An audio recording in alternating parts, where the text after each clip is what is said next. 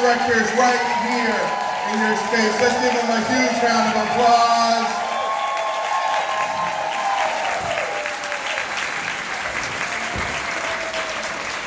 Mary Kay is their one thing, you guys. Mary Kay is their one thing. Is Mary Kay your one thing? Yeah, it's my one thing, you guys.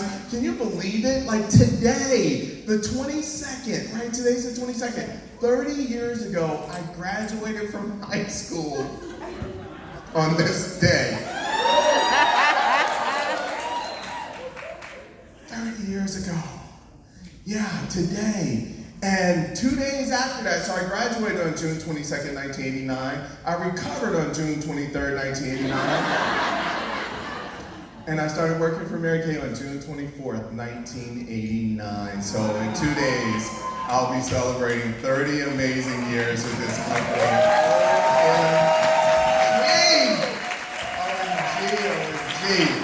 Oh my God, so two days ago, I was in Dallas and I had lunch with Gloria Mayfield Banks. I was like, she's like, can you believe our lives? I'm like, no, Gloria, I can't believe my life. It's been so amazing, you guys. So amazing. She goes, can you believe how much we've grown? I'm like, no, I can't. It's like we traveled the world together. We just got back from Europe. Where were we? Monte Carlo. And then a cruise, a private cruise ship with just Mary Kay nationals.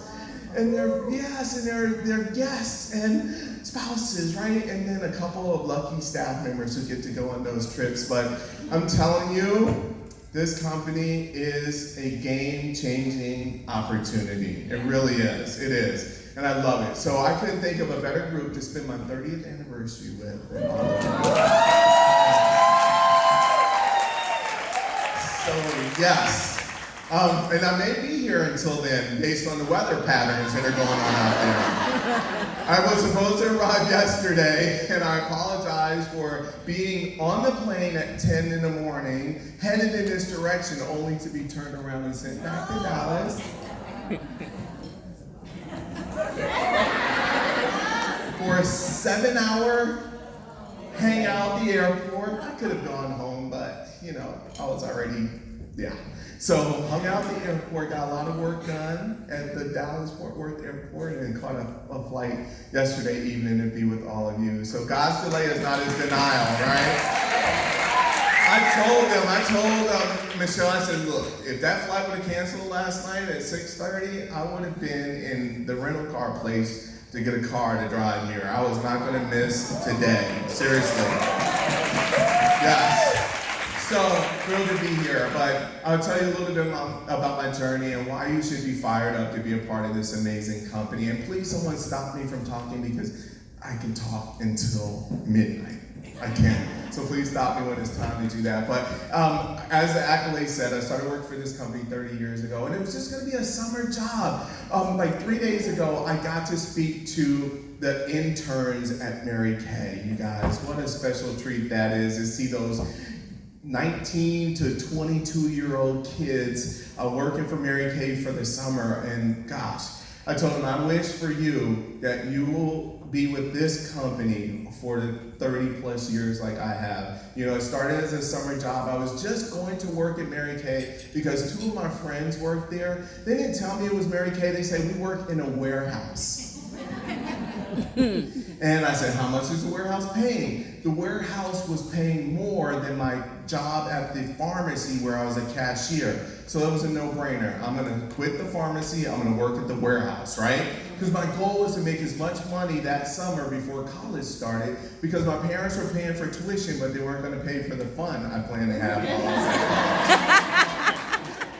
there. So I went in and got hired at Mary Kay. My first job was folding cardboard into the shape of a box, putting tape on the bottom of that box so that the products would not fall out of the bottom, and put that box on the assembly line. That's what I did. I was a box maker. In addition to being a box maker, we had what's called pickup. And pickup is when you go to the distribution center to pick up your order. So you order in advance, we fill the order, we hold it, and you can go and pick it up. You can't do that anymore, but you used to be able to do that, okay?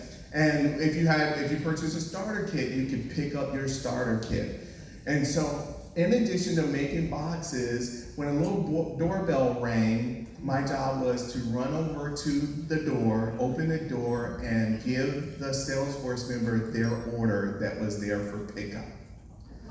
Yeah, and that's where I fell in love with the Salesforce. I mean, these directors and national sales directors were the most energetic, excited women I have ever witnessed in my life, you guys.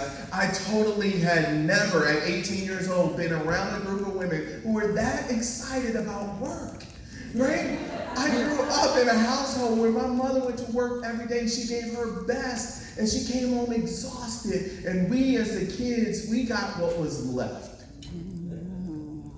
I grew up in a household where my mother worked with her best girlfriend all day, every day. They sat next to each other all day at work. They would come home, and as they made dinner, they would talk on the phone about work. And it wasn't good, y'all. It wasn't good at all. I mean, they would just complain and complain and complain, and it was downright ugly what they would say about those other people. It was ugly. It wasn't pretty at all, you guys. And so for about an hour every night, Monday through Friday, my mother would talk to her best friend, Miss Corinne, on the phone as they made dinner. And you know the saying is not what's taught, it's what's caught that matters, right? And so the number one enemy in the conversation was the boss. Like, she was public enemy number one, right? And my mother would just be like, I don't know who she thinks she's talking to. I will smack her into the middle of next week. She is messing with the wrong person, right? How many of y'all have heard that saying before or said it? Right. I'm like, why Wednesday? Like, why are you going to smack her into Wednesday, Mom? Oh my gosh. Oh, I mean, it was just like violent conversations about hurting people. And you know, I was like, my mom's a thug, y'all.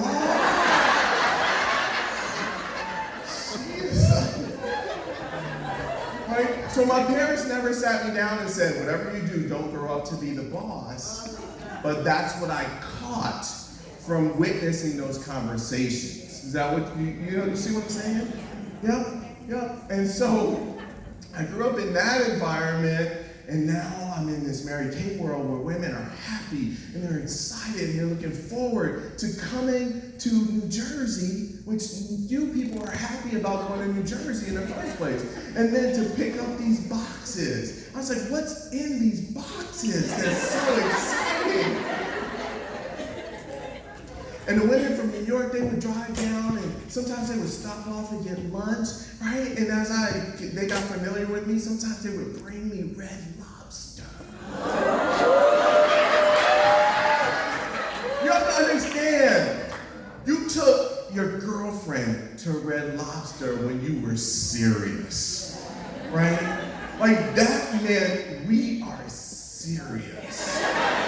And these women were bringing me Red Lobster.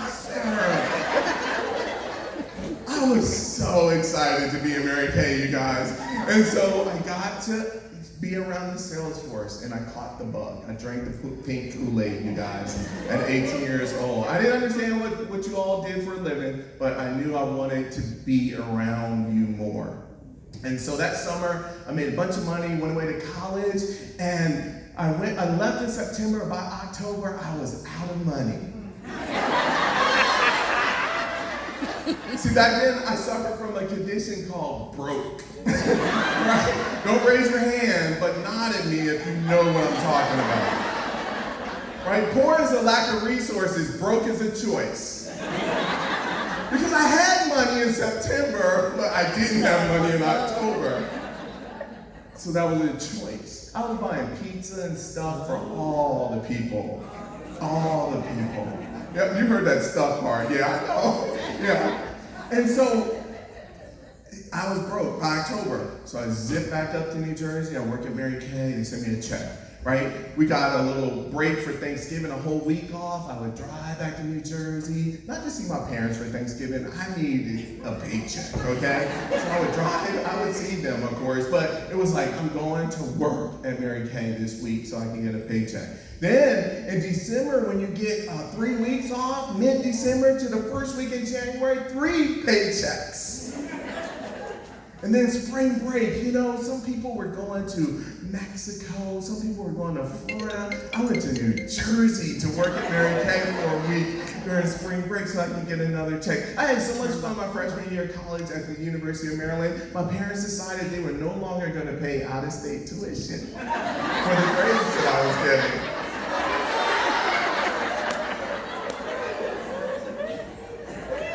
Yeah, it was a 2-point something. I can't remember the exact number. And so I transferred to Rutgers University in New Jersey, local university, and I started working for Mary Kay on a consistent basis. Now instead of making boxes, I was putting products in the boxes. Yes, an order filler, right? And my goal was to be the fastest, most accurate filler on that line. And every day, that was my goal. Like, I would come in, I would look at the report from the previous night to see where I was ranked.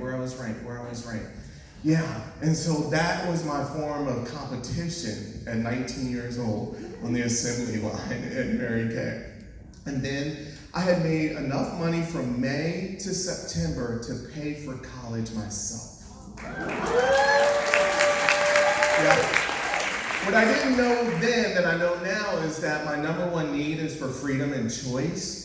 And so all I knew is that if I paid for college, I could get the grades I wanted to get, not the ones my parents wanted me to get.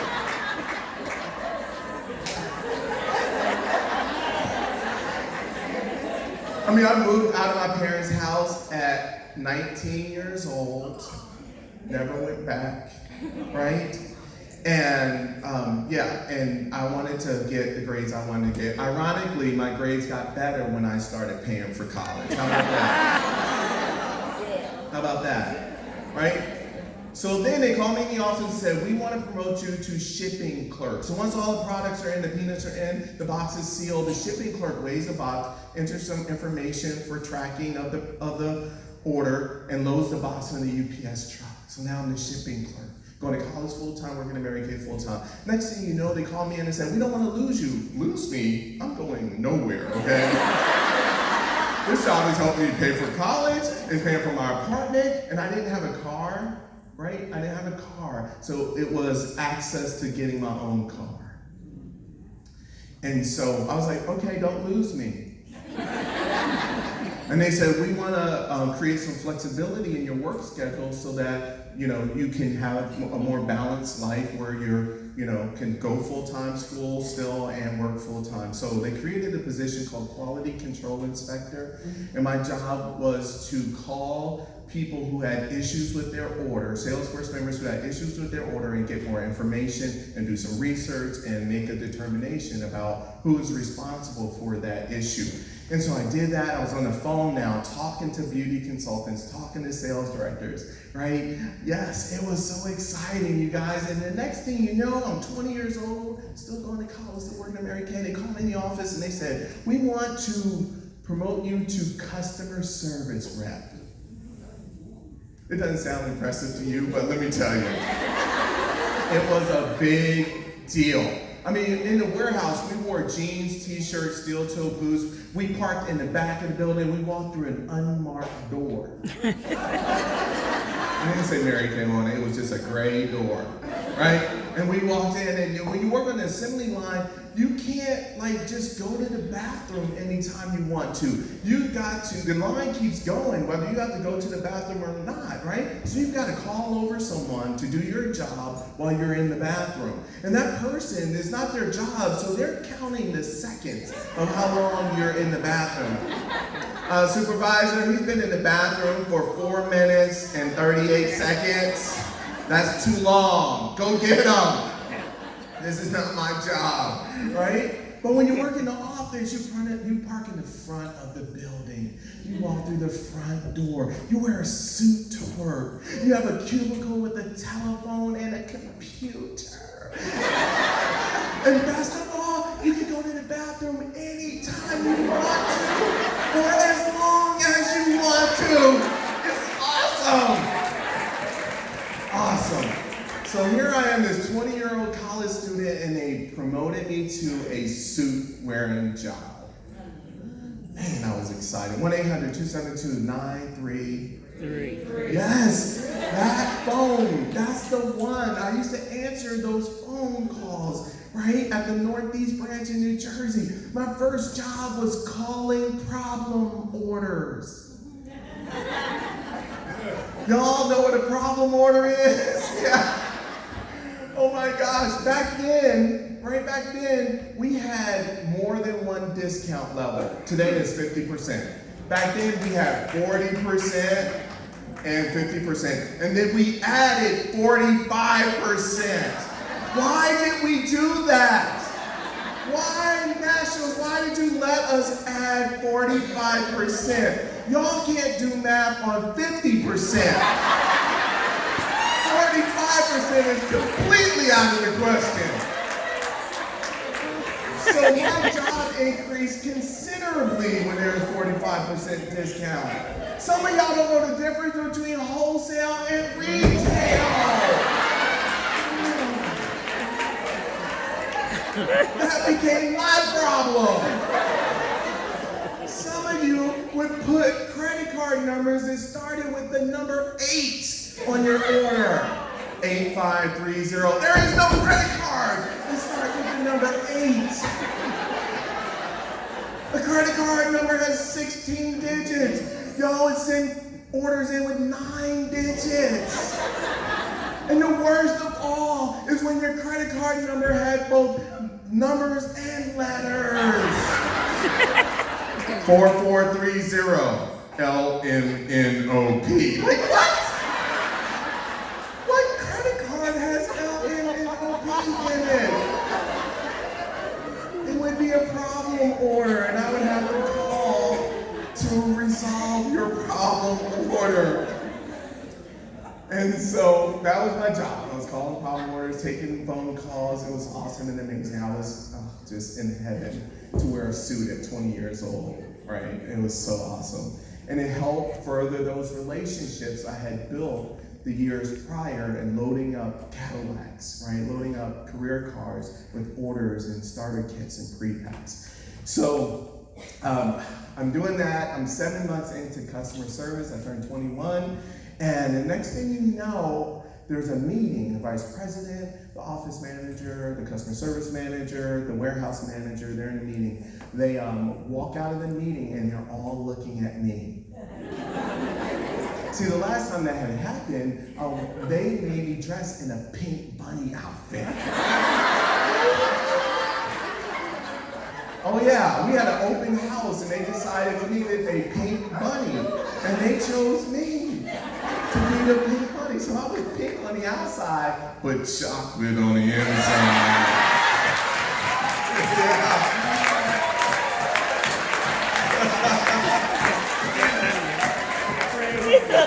And so I was scared, y'all. Or as we say in the hood, I was scared. Y'all know that's a different level of scared. Right? When your kid says, I'm scared, you don't know. And she or he or she says, scared. That's a different level of scared. So, a couple of hours go by, and the assistant to the vice president comes over. She goes, Sean, Paul wants to talk to you. Turn off your phone. Come into Paul's office.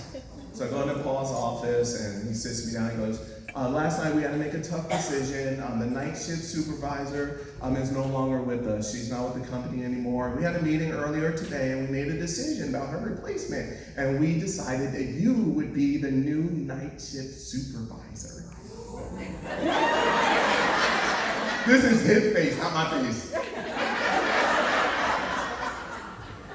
And for the first time, you guys, in my career at that point, I did not get excited about a promotion. My brain instantly went to all the things that could go wrong with me accepting this position. So my two friends who had gotten me the job 3 years prior, I was going to become their boss. And remember I told you I didn't have a car? They were my ride. For 2 of those years, they were my ride. 2 years ago, he was walking, and now he's our boss. You know, like that's what was playing in the background of my brain, right? The people who taught me how to do all those jobs in the warehouse, I was going to become their boss. There were women who had worked for Mary Kay for more than 21 years. I was 21 years old, and I was becoming their boss. And the biggest fear I had was there was one woman in particular. Her name was Pauline, but we called her Pussycat because she had a lot of cats, right? I was afraid of pussycats, and I was becoming her boss. You know, it's not a good look when you're the boss and you're afraid of your employees, right? She was the only cat I know that barked, right? Like she was Scary K, y'all. I'm telling you. I was afraid of Pussycat. And so I told Paul, I said, Paul, I can't give you an answer today.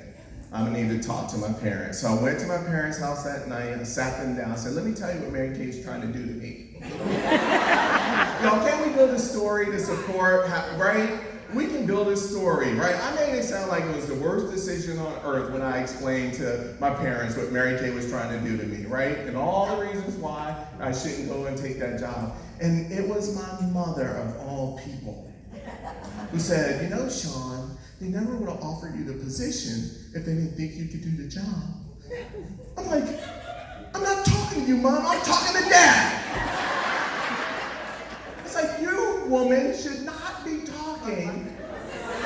Miss, I will smack you in the middle of next week. Miss, she shouldn't have been wearing that outfit, right? Because she either needs a friend or a mirror, because that outfit was terrible. Like, that same woman was telling me to go in the next day and become the boss. But she was right. Y'all women are right. And you know it. That's the thing. It's like, y'all get the right gene long before the men ever get it. And some of us never get it, right? It's like you're born with it. And so she was right. And guess what? I want to not only tell you that I took her advice, I want to encourage you to take my mother's advice today. Because some of you have been invited to be a sales director in Mary Kay. You've been encouraged to be a sales director in Mary Kay. You've been coached to be a sales director in Mary Kay. You've been bribed to become a sales director in Mary Kay. I will give you my firstborn child if you will go into DIQ next month, right? Directors and nationals don't invite everybody to be a sales director. It's not to their benefit to invite everybody to be a sales director. They are very selective about who should lead other people. Mary Kay had made a decision about me that I had not made about myself. They watched me perform at all of those other positions, and they saw greatness in me that I had not even given myself credit for. Not just as an individual contributor, but as someone who could influence others to greatness. And so they decided I was a leader. I hadn't decided I was a leader. Your director has decided you're a leader. You need to get on board. So take my mother's advice. Call your director or talk to her while you're here and let her know you're ready. So I went in the next day, I accepted the position. Guess what? I wasn't good on day one. Some of y'all will not be good on day one. Like you literally will cross over to directorship, will send you like, congratulations, you're a brand new director. That doesn't make you great. But what I brought to the table was a desire to get better. And if you bring a desire to get better into any role you have, no matter what the role is, then you're someone that we want to invest in. You're someone we can work with. We're going to play ball, not with the people who hit their goals every single time, but the people who are active participants in their own victory. They have a desire to get better. Directors, the moment, this is how you know when to let go of someone, when they are no longer an active participant in their own victory. Y'all hear me?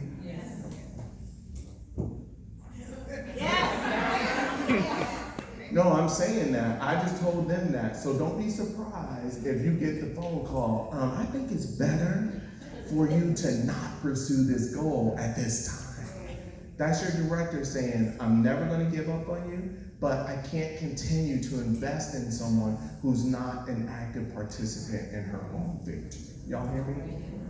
So I'm having an adult conversation with the kids in the room.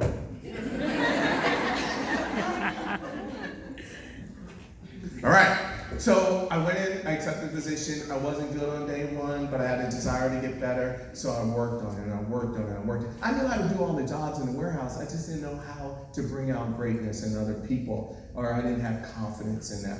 So in October of 1993, they shipped a 22-year-old kid to Dallas, Texas for a week to learn how to be a great leader. So I got on the plane, I flew to Dallas, they put me up at the Omni Mandalay Hotel in Las Colinas, Texas, yes. And we were in the Gold Building back then at Mary Kay on Simmons Freeway, and I took a shower that morning, I put my suit on, I went to the Mary Kay corporate headquarters. I'm sitting in the lobby, and over walks Larry Harley, the president of Mary Kay. Larry goes, Sean, what are you doing here in Dallas? I said, Larry, they sent me here so I can learn how to be a good leader. He goes, welcome to Dallas. Your first time? I said, yes, it's my first time. He says, have you ever met Mary Kay? I said, the real Mary Kay. See, she was just a woman in a picture on the wall. I never met her. We heard, but I had never actually spoken to her until that day. Larry Harley says, let me introduce you to Mary Kay. She's right over there. We went over in the lobby to where Mary Kay was, and he introduced me to Mary Kay Ash, and it was love at first sight. I instantly fell in love with that woman because everything I had heard about her, I experienced myself firsthand. She treated me like I was the only one in the lobby. The lobby was buzzing with people. This is 8 o'clock in the morning. People are coming in to work. There are vendors sitting there waiting to talk to people and go to meetings. It's just a buzz. And I was like the only person that mattered to her for those 2 minutes that we talked. She didn't tell me what I needed to do. She asked me who I was. You guys, and I'm telling you, it was a life-changing 2 minutes. I fell in love with Mary Kay deeply, deeply. The woman, her vision, her everything she stood for, her mission, like it really sunk in that I was a part of something special. I mean, I learned something that week, but I can't tell you what it was because I was so jacked up on my Mary Kay. Like, I could have flown back to New Jersey without the plane. I was so excited. All I could think about is, I need to get a job in Dallas. Mary Kay lives in Dallas. Why am I in New Jersey? I don't have any, spouse, no kids, no dependents, no nothing. I can go to Dallas and see Mary Kay every day like these people do. So all I could think about was, how do I get to Dallas? How do I get to Dallas? How did I get to Dallas? For the first time in my career, I started looking at jobs that were available in Dallas. So that was October 93. By March 94, there was a career conference. And all my Mary Kay girlfriends were gonna be in Philadelphia, Pennsylvania. 4,000 people were going to the Philadelphia Career Conference, and I wasn't scheduled to work that conference. You ever know about a party you weren't invited to, but you showed up anyway? That was me, y'all, in 1994. I showed up uninvited to Career Conference in Philadelphia. I worked till Friday, 3:30. I got in my car. I didn't even go home. I drove I had my suitcase in the car, and I drove right to Philadelphia. I got myself 2 nights in a hotel room. Saturday morning, I showed up in my suit. The people from Dallas were like, who are you? I said, I'm Sean. I work at the branch in New Jersey. I'm here to help. They're like, good. There are 4,000 excited women on the other side of that door. And back then, we used to hold your product giveaway as hostage until Saturday. Y'all remember that? You would get a little coupon, you rip the coupon out, you give us a coupon, we give you your product on Saturday because we wanted you to show up on Saturday to Career Conference. Well, we did product giveaway that morning, and then I got to escort the winners and the nationals and the speakers across the stage. It was awesome and amazing. All my friends, all my director and national friends were there. It was over the top. Well, the team in Dallas, from Dallas, said, we'd like to take you to dinner as a thank you for helping us with Career Conference. And so we went to dinner, and that night, a woman whose name back then was Jill Love, today her name is Jill Wedding. Jill Love said the magic words to me that night. She goes, you are so good with the sales force. They love you, and you love them. You would be good doing what I do back in Dallas. I said, Dallas? I love that. I was in Dallas in October. I met Mary Kay. She's like, okay. She wasn't impressed. Right? And so she goes, seriously, 3 jobs are going to open up in my department after seminar. I said, when's seminar? She goes, in the summer. And I said, okay. So I started looking. As soon as June hit, I'm looking.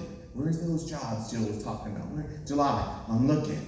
After seminar, they posted 3 positions in sales development. And I bid on one of those positions. I did 3 phone interviews. Gary Jenks, Paul Van Dyke, and Aaron Kilton. And Aaron Kilton selected me to be on her team in Dallas, y'all. I was so excited. But here's the thing, I had not told anybody I was bidding on a job in Dallas. So when they called me to tell me I got the position, no one in my family knew that I was moving to Dallas in 2 weeks. So I sat my parents down, I told them what Mary Kay was trying to do to me, right? Moved me to Dallas. And I talked to my siblings, I talked to my friends, and everyone was like, go, we'll be here. This is a great opportunity, go, go, go. So the day after Thanksgiving, 1994, is when I moved to Dallas, Texas, and I started working that Monday in sales development. And I have to tell you, I wasn't good on day 1. But I had a desire to get better. And so after my first year in sales development, I didn't get a promotion. After my second year in sales development, I didn't get a promotion. After my 3rd year in sales development, I didn't get a promotion. I thought they sure do move slower down here in Texas than they do in New Jersey. Right? It couldn't be me, it had to be them. I was a star in New Jersey. Yeah, but guess what? They were promoting people, they just weren't promoting me. Every month we have new DIQs. Every month we have new directors. Every month we have on-target car drivers. Every month, right, we have people moving up Red Jacket to new levels of success. You just have to sign up for that victory. So instead of blaming them, I looked at me and said, what pivot do I need to make in order for me, not just to be one of the choices for a promotion, but the only choice for the promotion.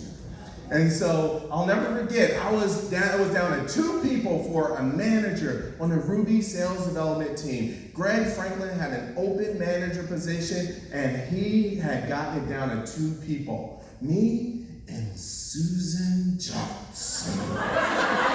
Oh, you know Susan Johnson, right? Right. Yeah, the awesome Susan Johnson.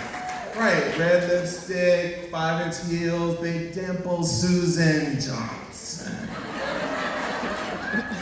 And so the woman from Human Resources came into my office at 4:45 on a Friday. She sat me down and she goes, Sean, Greg has decided to promote someone other than you. So she left my office, she went to Susan's office to tell Susan the good news. I gathered my things, I walked out of my office, and I could hear the celebration from around the corner in Susan's office as I walked to my car to start my weekend. And so as I'm walking to the car, I said, you know what, I deserve a pity party.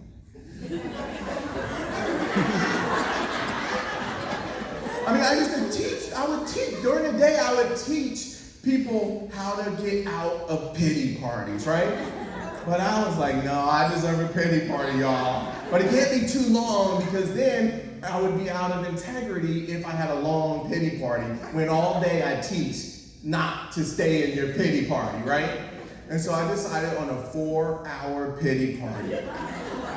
So I got home that Friday at 6 o'clock. I took my suit off. I sat in my living room of my apartment in the dark. No music, no TV, no lights, in the dark. Around 8:30, I'm like, oh, this pity party is terrible. I can't wait for this thing to be over. But I was committed, so I sat there for 4 hours. You ever like waiting for something? It's like the closer you get, the more anxious you get. I mean, it's like 9:56, 9:57. Like it seemed like those last 3 minutes were 3 hours. And so finally, 10 o'clock came, and I turned on the lights, and I turned on, like I started living again. And I said, there's one of two ways that I can show up on Monday. I can show up looking for sympathy from other people. I can show up feeling defeated, that once again, I didn't get the job, right? Or I can show up as a champion, in spite of the fact that once again, I didn't get the job. I can show up as a champion. So I decided, Mary Kay, to show up as a champion. So I worked on my attitude all weekend, you guys, and I decided I carved out the person I wanted to be on Monday. And so there we are Monday, 10 o'clock in the morning, we had a staff meeting. At the end of the staff meeting, Gary Jenks turns to Greg Franklin and goes, Greg has an announcement. Greg stands up and goes, I'm so excited to announce the new manager on the Ruby Sales Development team, Susan Johnson. We all stood up, we clapped for Susan, we went over and hugged Susan. I had a great idea. You guys, let's take Susan to lunch to celebrate her promotion. Oh yeah, that's a great idea, let's do it. We all gathered up together, we took Susan to lunch, and 6 months later, I get called into the office. And they said, no one knows this, but we have a manager position on the Sapphire Sales Development team that's available, but we're not gonna post the position for people to bid on because we know who our next manager is, and it's you. Yeah.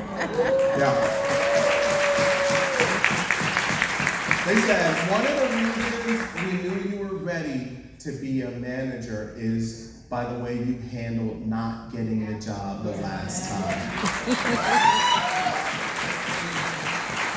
One of the first lessons I ever learned from Mary Kay Ash herself was it's not what happens to you, it's how you respond when that happens. Yes. I want to add to that success is always inconvenient. It was inconvenient for me to go and pay for a hotel room and travel to Philadelphia to go to a career conference I wasn't invited to attend. That cost money, it cost time. It was a weekend away from my life to do this thing that I was not paid to do or expected to do. Inconvenient, right? Another point is that once you find the life you love, you have to have the courage to live it. When I moved from New Jersey to Dallas, that was a 1,500-mile trip. You know, it's not one of those deals where, you know, oh, I live in O'Fallon, right? And I'm moving to St. Louis. Big whoopity-whoop, right? You can go back and forth every day. I wasn't going back to New Jersey every weekend when I moved to Dallas, Texas. But I knew that that was the life I was in love with. The possibility of working for Mary Kay Ash, seeing Mary Kay Ash on a daily basis, working in Dallas at headquarters. That was the life that I'd fallen in love with, and I was courageous enough to take that chance to move 1,500 miles away from my family, my friends, my comfort zone, to start a new chapter in my life in Dallas, Texas. So I was a manager for a year and 3 months. I got promoted to director of sales development. And then I was promoted 2 years later to national director over all